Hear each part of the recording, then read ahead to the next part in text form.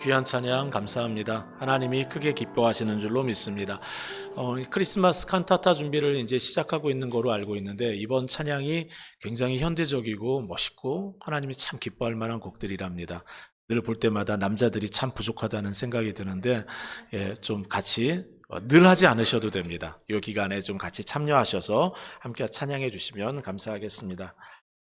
사람은 보통 죽음의 위협을 느낄 때는 두려움을 느끼는 게 보통 정상적인 사람들의 모습이지요. 그런데 예수님은 자신을 죽이려는 음모가 있음을 알고 있음에도 불구하고 두려워하지를 않습니다. 오히려 하나님의 계획에 따라서 두려움 없이 하나님이 정하신 그 길을 스스로 선택하며 담대하게 그 길을 걸어가십니다. 제자들이 예수님께 질문을 했습니다. 이제 유월절 음식을 먹어야 하는데 우리가 가서 선생님께서 유월절 음식을 드실 수 있도록 준비하려고 하는데 어디에다가 하기를 원하십니까? 그때 주님은 두 제자를 불러서 따로 그들에게 부탁을 하셨습니다. 누가복음에 보면 베드로와 요한이다 이렇게 적혀 있는데요. 이 두 사람에게 부탁하신 이유가 있습니다. 이 유월절 식사만큼은 방해받고 싶지 않았기 때문이에요. 만약에 가룟 유다가 그 사실을 먼저 알게 된다면, 어디서 모이는지를 알게 된다면 예수님이 잡히시는 곳은 겟세마네 동산이 아니라 이 장소에서 유월절 식사를 먹은 그 식사 장소가 예수님이 잡히는 장소가 될 수 있었기 때문입니다. 예수님은 십자가 죽음을 향해 걸어가시면서도 어느 누구에게도 주도권을 주지 않습니다. 가룟 유다에게도 유대교 종교 지도자들에게도 휘둘리지 않고 주도적으로 본인이 계획하신 일들을 하나씩 이루어 가십니다. 당시 6월절의 예루살렘 성은 수많은 디아스포라 유대인으로 거의 그냥 북새통을 이루었습니다. 요세푸스라는 역사학자는 그때 6월절 어린 양을 잡는 그 숫자가 25만 마리가 넘는다고 기록을 남겼어요. 그런데 여러분, 양 한 마리에 가족이 식사를 합니다. 그러면 여러분 10명씩 카운트하여 250만 명이 6월절에 예루살렘에 모였다라는 계산이 나오는데요. 이 수치는 실제적으로 불가능합니다. 예루살렘 성에 가보면 그 성은 그렇게 크지가 않아요. 그러나 분명한 것 한 가지는 그 성의 6월절이 되면 수많은 인파들이 모여서 북새통을 이루고 있다는 것은 분명합니다. 혼잡을 상상하기가 어려울 정도라는 거죠. 오늘 본문에 중요한 단어가 나오는데 준비라는 단어입니다. 12절에서 16절에 3번 준비라는 단어가 나오는데 제자들의 모습을 보면 6월절 식사 준비를 제자들이 하는 것 같은데 실제로는 그렇지 않습니다. 예수님이 준비를 하고 계십니다. 예수님은 제자 둘에게 따로 부탁해서 성으로 들어가면 물동이를 이고 가는 사람을 만날 텐데 그 사람을 따라가서 그 집 주인에게 넓은 방을 요청하라고 부탁을 하셨습니다. 참 어떻게 보면 황당한 요청입니다. 여러분, 그렇게 많이 모인 도시에 물동이를 이고 가는 사람들이 어디 한두 명이겠습니까? 그런데 원어 성경을 보면 이게 한 남자라고 이렇게 되어 있어요. 그 당시 풍습은 물을 지고 가는 일은 여성들이 하는 일이었습니다. 이것은 고대 근동의 오랜 전통이었어요. 야곱이 그의 배우자 라헬을 만났던 장소 기억하십니까? 라헬이 물을 기르러 우물가에 왔다가 야곱을 만나지 않았습니까? 세월이 오래 지나서 예수님 시대에 예수님이 사마리아 여인을 만났던 곳도 우물가였습니다. 물을 나르는 일은 여성들의 몫이었습니다. 5번 결혼하고 지금 사는 남자도 남편이 아닌 여인과 대화를 나누는 곳, 우물가였던 거죠. 한 물동이를 이고 가는 남자를 찾는 것은 그렇게 어려운 일이 아니었습니다. 베드로와 요한은 실로암 연못 근처로 갔을 겁니다. 왜냐하면 예루살렘 성에는 물을 구할 수 있는 곳이 실로암 연못이기 때문이에요. 예루살렘 성 내에는 우물이 없어요. 그래서 성 바깥에서 물을 끌어와서 물을 모아둔 곳이 실로암입니다. 히스기야 때 지하에 터널을 만들어서 바깥의 기온샘의 그 물의 근원을 성 안까지 가지고 온 겁니다. 제자들은 실로암 연못 근처에 가서 쉽게 한 남자 사람을 찾았을 테고 그 사람을 찾아가서 요청을 하였습니다. 예수님께서 제자들과 함께 유월절 음식을 먹기를 원하는데 방이 어디 있는지를 여쭈라고 하셨습니다. 당시 예루살렘 거주 유대인들은 빈 방을 사람들에게 내주면서 많은 수익을 걷기도 했습니다. 워낙 많은 사람들이 모였기 때문에 방을 구하는 게 쉽지 않았어요. 그런데 예수님은 넓은 방을 요청하셨습니다. 오늘 밤에 제자들과 식사를 하려고 하는데 넓은 방을 좀 내주십시오. 아마도 그 넓은 방을 가지고 있는 그 집들은 대부분 위쪽 마을에 있었을 겁니다. 헤롯의 궁전이 예루살렘 성전에 가면 위쪽 마을에 있습니다. 부자들이 사는 마을입니다. 학자들은 이 집이 사도행전 1장과 12장에 나오는 초대교회 집회 장소였을 것이다 라고 생각을 합니다. 그렇다면 이 집은 지금 이 마가복음을 쓰고 있는 마가의 집입니다. 그의 어머니 마리아가 소유하고 있는 집입니다. 물동이를 이고 갔을 사람은 마가였을 가능성이 상당히 높습니다. 오늘 밤 주님이 예수님이 쓸 방을 달라는 요청에 주인은 기꺼이 방을 제공합니다. 생각해 보세요. 오늘 밤 써야 할 방입니다. 여러분, 그 방이 남아 있겠어요? 그 방은 이미 예약되어 있을 방이거나 아니면 본인이 가족들과 함께 유월절 음식을 먹을 공간이었을 것입니다. 예루살렘 성내에 어느 집이라고 빈 방이 있겠습니까? 그런데 주인은 조금도 주저하지 않고 방을 사용하라고 내줍니다. 설령 방이 남아 있다고 하더라도 예수님과 제자들에게 내주는 것은 쉬운 상황이 아니었어요. 요한복음 11장에 이런 말씀이 있습니다. 이는 대제사장들과 바리새인들이 누구든지 예수 있는 곳을 알거든 신고하여 잡게 하라 명령하였음이로라. 이미 예루살렘 성에는 예수님을 발견하면, 그의 제자들을 발견하면 바로 신고해라 라는 영이 떨어져 있는 상황이에요. 이렇게 삼엄한 상황인데도 집주인은 예수님과 제자들을 영접합니다. 성도 여러분, 믿음이란 과연 무엇입니까? 믿음은 예수님을 내 삶의 최우선 순위로 두는 겁니다.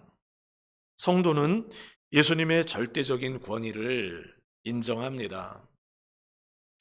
인생의 주도권, 주재권을 내가 갖고 있지 않고 예수님이 갖고 있다고 인정합니다. 주님이 가라고 하면 가고, 주님이 멈추라고 하면 멈춥니다. 바꾸라고 하면 바꿉니다. 예수님의 이 유월절 식사 배후에는 이렇게 주님을 최우선으로 생각하는 성도의 헌신이 있었습니다.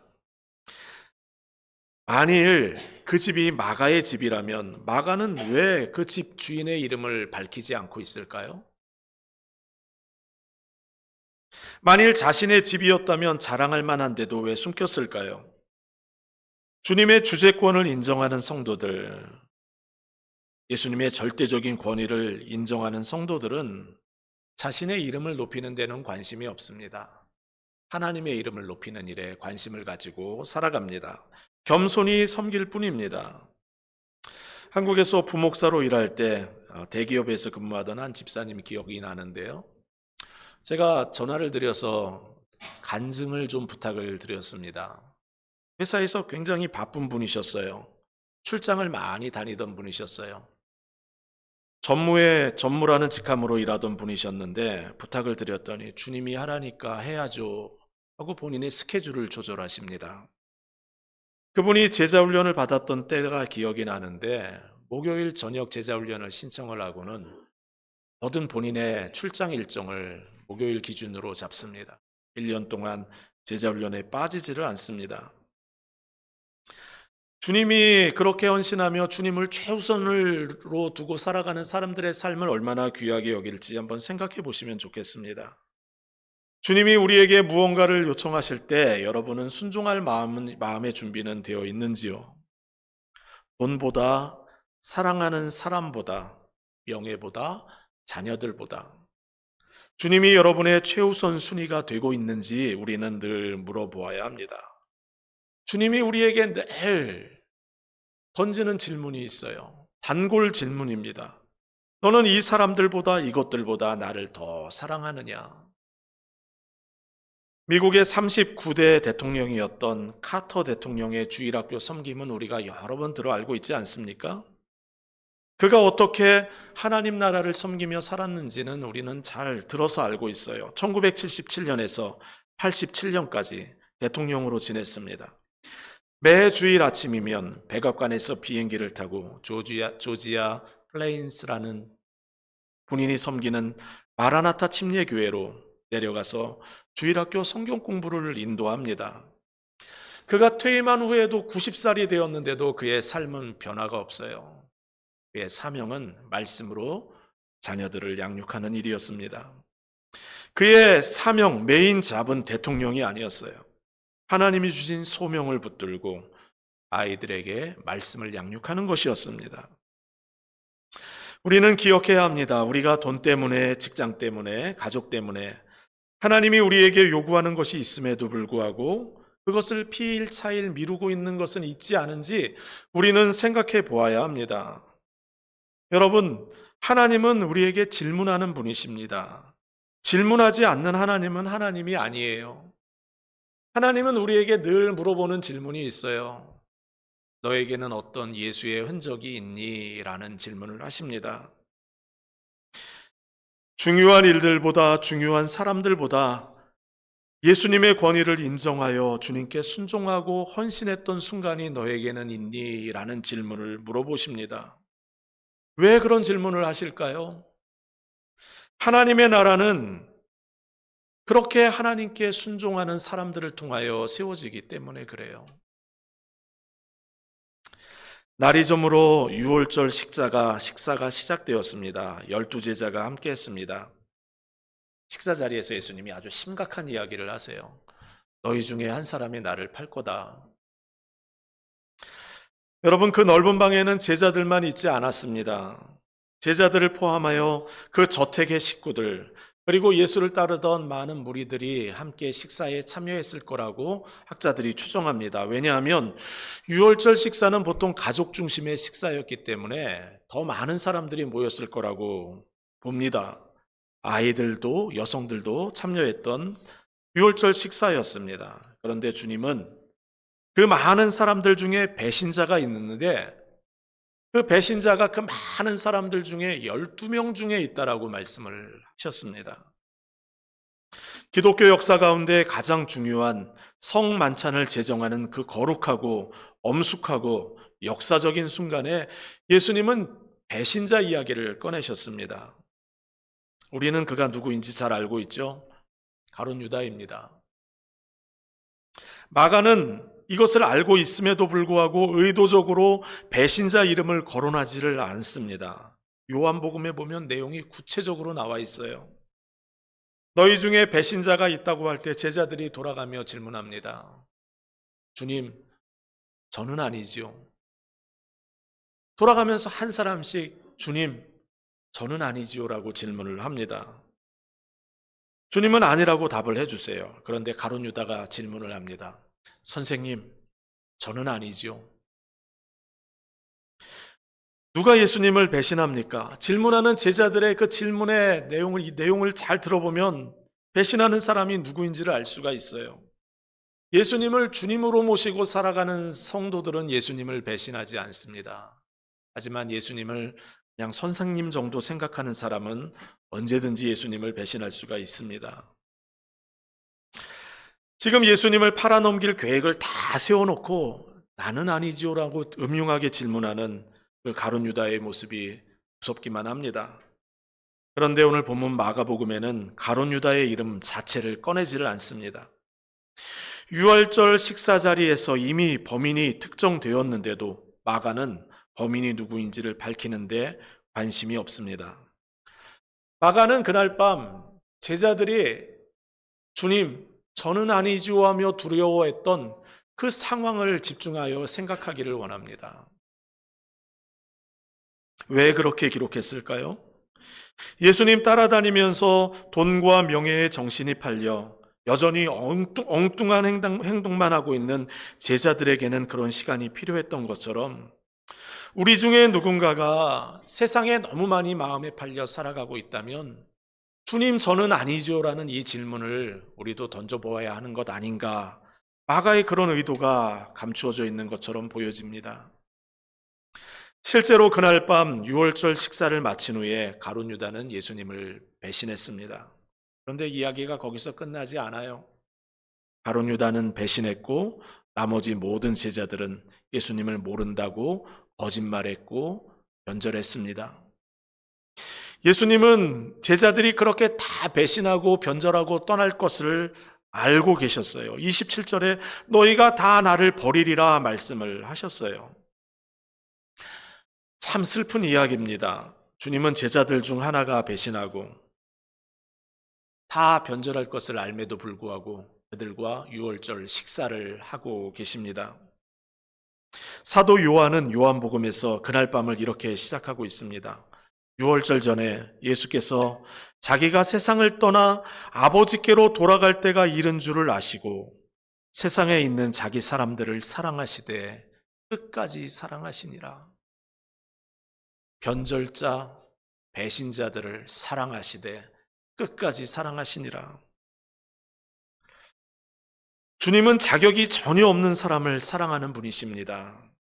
받을 자격이 전혀 없는 제자들을 향하여 우리 주님의 무한한 사랑이 흘러넘치는 그 밤 예수님은 제자들의 발을 씻기셨습니다.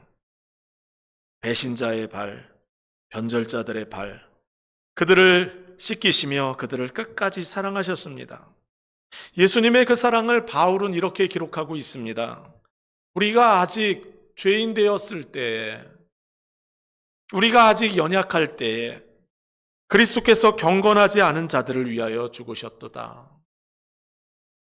우리가 아직 죄인 되었을 때 그리스도께서 우리를 위하여 죽으심으로 하나님께서 우리에 대한 자기의 사랑을 확증하셨느니라. 우리가 원수 되었을 때 그의 아들의 죽으심으로 말미암아 하나님과 화목하게 되었고, 하나님이 우리를 구원하신 것은 우리에게 하나님이 보실 때 흠모할 만한 아름다운 모습이 있었기 때문이 아닙니다. 우리가 죄인이었을 때, 연약할 때, 원수 되었을 때 이해할 수 없는 하나님의 크신 사랑으로 우리를 찾아와서 그 사랑으로 우리를 덮어버린 거예요.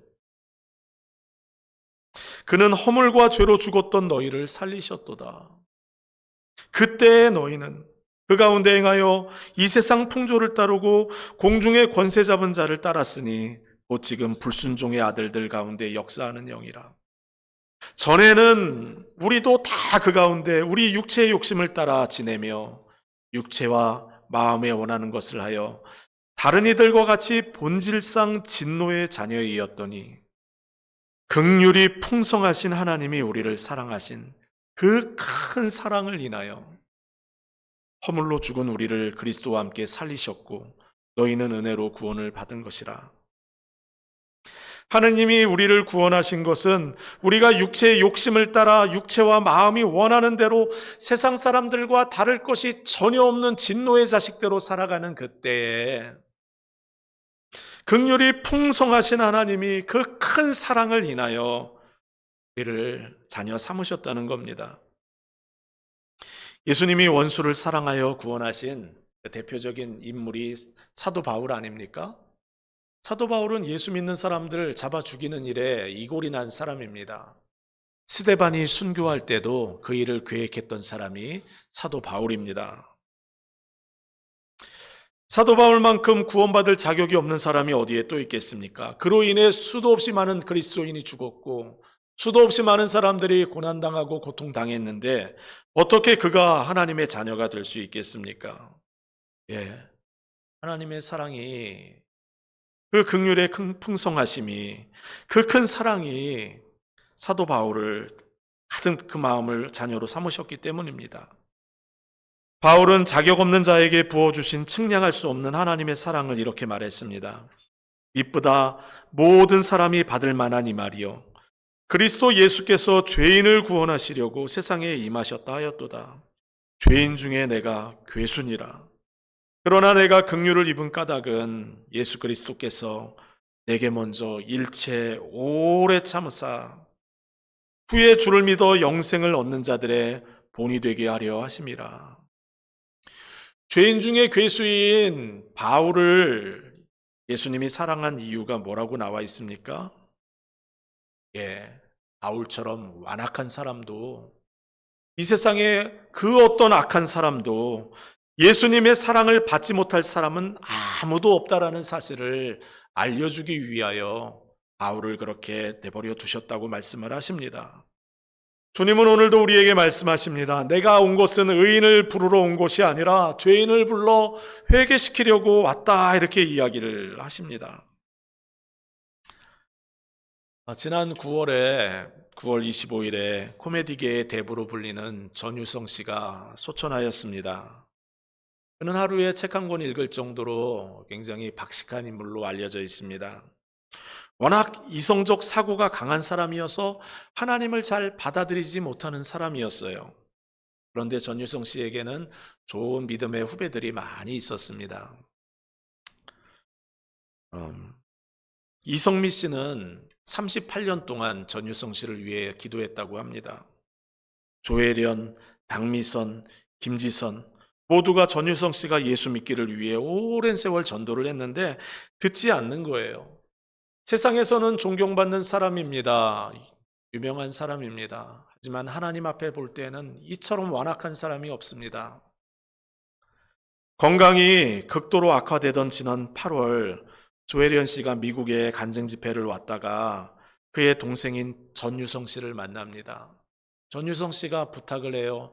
우리 형 이제 살 날이 얼마 남지 않았는데 저렇게 죽으면 너무 슬플 것 같아요.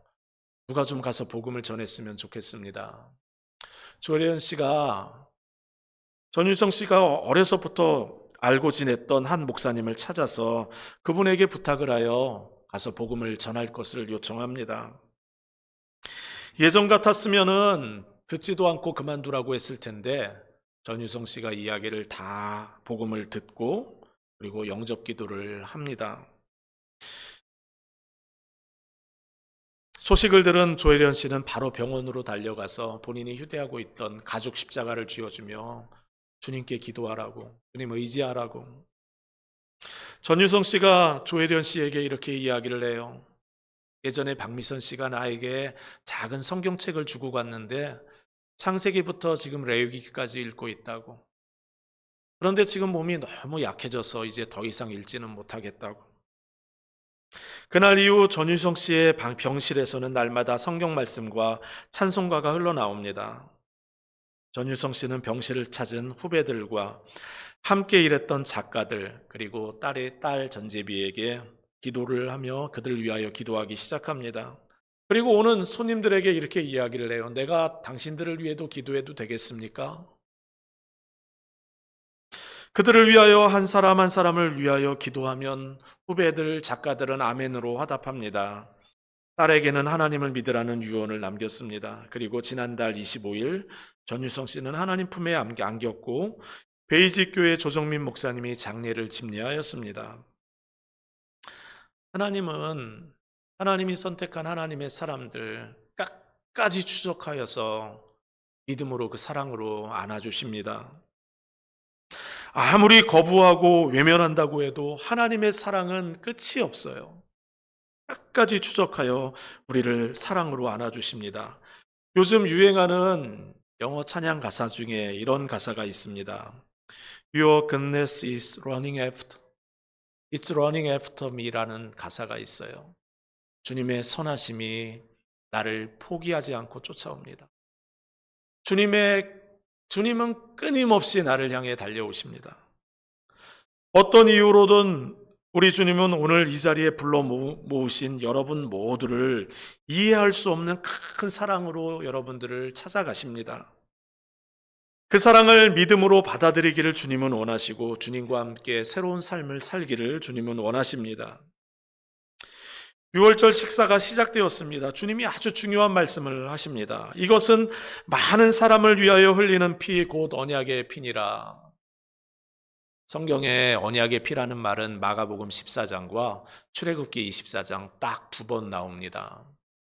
출애굽기 24장을 근거로 하여 이스라엘 국가가 태동하기 시작하였고, 마가복음 14장 저 언약의 피를 근거로 하여 교회가 시작되었습니다.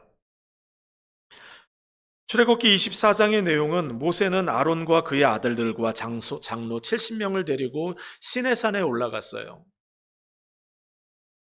그곳에서 번제를 드리기 위하여 소 12마리와 화목제를 드리기 위하여 소 12마리, 도합 24마리의 소를 잡았습니다. 얼마나 많은 피가 나왔겠어요. 그런데 그 피 중에 절반으로 나누어 12마리의 피는 제단에다가 뿌렸어요. 그리고 나머지 12마리의 피는 각 지파의 대표로 모인 70명의 장로와 5명의 제사장 내정자들, 아론과 4명의 아들에게 뿌렸습니다. 여러분 생각해 보세요. 12마리의 소에서 나온 피의 양이 얼마나 많았겠습니까? 그 피를 갖다가 사람에다가 다 뿌렸습니다. 그리고 모세가 이렇게 말했어요. 이는 여호와께서 이 모든 말씀에 대하여 너희와 세우신 언약의 피니라. 여러분, 그때 모여서 그들이 제사드렸던 곳이 시내산인데요. 학자들은 그곳이 하나님의 성전이었다 이야기를 합니다. 하나님이 이스라엘 백성과 만난 처음의 성전은 에덴 동산이었고, 두 번째는 시내산이었다는 거예요. 그 하나님의 산 시내산에서 하나님이 언약을 맺으시고 성전을 중심으로 이스라엘 백성과 성전을 하나로 묶으셨어요. 하나님이 그렇게 연결되셨어요. 그래서 그 결과로 일어난 현상이 있는데, 사람이 죄를 지으면 성전이 오염되는 거예요. 여러분, 피를 왜 뿌립니까? 피로 덮는 거예요. 피로 오염된 것을 깨끗하게 하는 거예요. 그래서 그 이후로 사람 성막이 만들어지고 성전이 세워진 이후로는 뿌리지를 않습니다. 사람에게 뿌리질 않아요. 그 피를 가져다가 성전을 깨끗게 하고 성막을 깨끗게 해요. 사람이 죄를 지으면 성막이 오염되고 성전이 오염되니까. 그런데 여러분, 그 처음 언약을 맺을 때 출애굽기에는 그 언약의 대상자가 하나님과 이스라엘 백성이었어요. 12지파의 대표가 함께 모여 언약을 맺었잖아요. 그런데 예수님의 언약은 12지파의 대표가 모이지 않았습니다. 12제자와 그 자리에 있던 많은 사람들이 그 언약에 함께 동참을 하였습니다. 예수님이 세우신 그날 밤 유월절의 언약에는 예수 그리스도를 주로 믿는, 예수 그리스도의 십자가의 보혈과 그분의 찢기심을 믿는 성도들이 새로운 교회로 태동되는 귀한 자리입니다. 주님이 말씀하셨습니다. 이것은 많은 사람을 위하여 흘리는 나의 피 곧 언약의 피니라. 진실로 너희에게 이르노니 내가 포도나무에서 난 것을 하나님 나라에서 새 것으로 마시는 날까지 다시 마시지 아니하리라. 많은 사람을 위하여 흘리는 피. 주님은 그 밤이 지나고 일어날 고난의 날들을 내다보며 말씀을 하십니다. 자신의 흘린 피가 언약의 피가 되어 예수를 주로 믿는 모든 자들을 정결케 하실 것을 말씀하고 계십니다. 히브리서 저자는 예수님이 피 흘리시고 찢기신 십자가 사건을 이렇게 정리를 했는데요. 그리스도께서는 장차 좋은 일의 대제사장으로 오사 이제는 더 이상 성소와 성전에 인간 제사장이 필요가 없습니다. 대제사장으로 오사 손으로 짓지 아니한 곳, 곧 이 창조에 속하지 아니한 더 크고 완전한 장막으로 이제는 더 이상 세상의 성전과 성소가 필요가 없습니다. 더 크고 완전한 장막을 주님께서 세우시고 염소와 송아지의 피로 아니하시고 오직 자기 피로 영원한 속죄를 이루사 단번에 성소에 들어가셨느니라. 십자가에서 피 흘리시고 자기의 육체를 찢어 완전한 제사를 이루시어 하나님의 교회를 그렇게 시작하게 하셨습니다. 그리고 말씀하십니다. 염소와 황소의 피와 암송아지의 재로 부정한 자에게 뿌려 그 육체를 정결하게 하여 거룩하게 하게 하거든. 하물며 영원하신 성령으로 말미암아 흠없는 자신을 하나님께 드린 그리스도의 피가 어찌 죽은 행실에서 우리 양심을 깨끗하게 하고 살아계신 하나님을 섬기게 하지 못하겠느냐. 오늘 말씀은 우리에게 이야기합니다. 어느 누구도 예외 없이 하나님은 우리를 사랑한다는 거예요.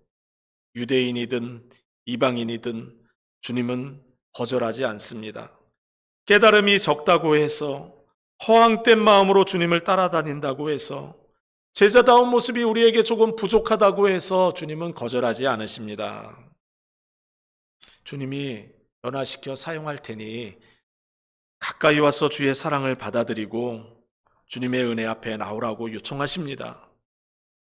그저 주님의 십자가의 피 흘리심과 고난당하심, 그 죽으심이 나의 죄를 용서하기 위한 것임을 믿으면, 그 믿음이면 충분하다고 말씀하십니다.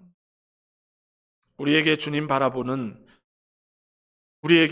바라보는 이 믿음이 있기만 하다면 주님은 우리를 구원하시겠다고, 그 희생의 피를 바라보기만 하신다면 우리를 죽은 행실에서 깨끗게 하시고 살아계신 하나님을 섬기는 일에 사용하실 것이라고 그렇게 말씀하십니다. 저는 고등학교 2학년 때 소명을 받게 되었는데 성찬식을 하던 그 밤이었어요. 성찬식에 참여를 하고 있었는데 하나님이 큰 은혜로 제 마음을 찾아오셨습니다. 그날의 경험이 너무 특별해서 집으로 가지 않고 교회 지하에 기도실이 있었는데 기도실에 엎드려 주님께 기도를 했습니다. 그러면서 한참 기도하면서 하나님의 마음을 알게 되고 목회자로 소명을 받게 되고 주님의 길을 들어서게 되었습니다. 여러분, 그때 제가 하나님 앞에 거룩하던 때가 아니에요. 특별하게 하나님이 저를 사랑할 만한 것이 있었던 때가 아닙니다. 죄인이어도 형편없어도 무능력해도 품어주시는 그 사랑으로 찾아오는 하나님의 은혜가 있던 그날이었습니다. 주님은 오늘도 우리를 찾아오십니다. 부족해도 연약해도 죄인이어도 괜찮다 하십니다. 큰 사랑으로 우리를 찾아오셔서 나를 의지하기만 하면, 나를 믿기만 하면 충분하다라고 말씀하십니다. 영접하는 자, 곧 그 이름을 믿는 자에게는 하나님의 자녀가 되는 권세를 주셨으니, 여러분을 위하여 십자가에서 피 흘리시고 찢기신 주님을 믿는 그 믿음만 있으면 괜찮다고 하시는 그 믿음을 주님께 고백하며 주님 앞에 서시는 저와 여러분 되시기를 주의 이름으로 축원합니다. 함께 찬양하겠습니다.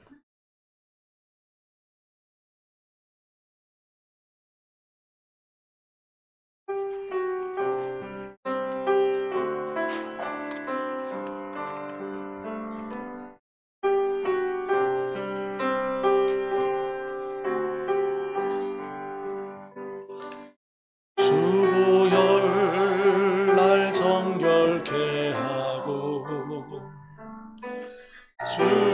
주보혈날 자유케 하니 주 앞에 나 예배하는 이 시간 나의 모든 것을 주께 드리네.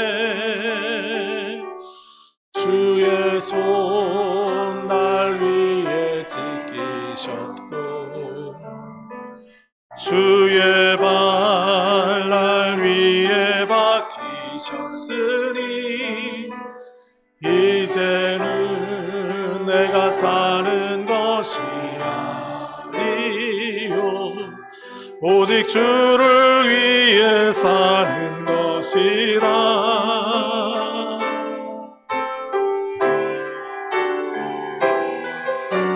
주의 손에 나의 손을 포개고 또 주의 발에 나의 발을 포개어 주와 함께 죽고 또 주와 함께 살 영원토록 주 위에 살리라. 주의 손에 나의 손을 포개고 또 주의 발에 나의 발을 포개어 나 주와 함께 죽고 또 주와 함께 살리라. 영원토록 주 위에 살리라. 주 위에 살리라. 주보혈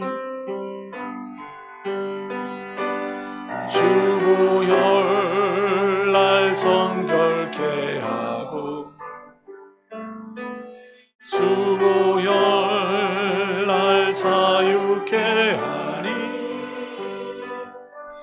주 앞에 나 예배하는 이 시간 나의 모든 것을 주께 드리네. 주의 손 날 위에 지키셨고 주의 발 날 위에 밟으셨으니 이제는 내가 사는 것이 아니요 오직 주를 위해 사는 것이라.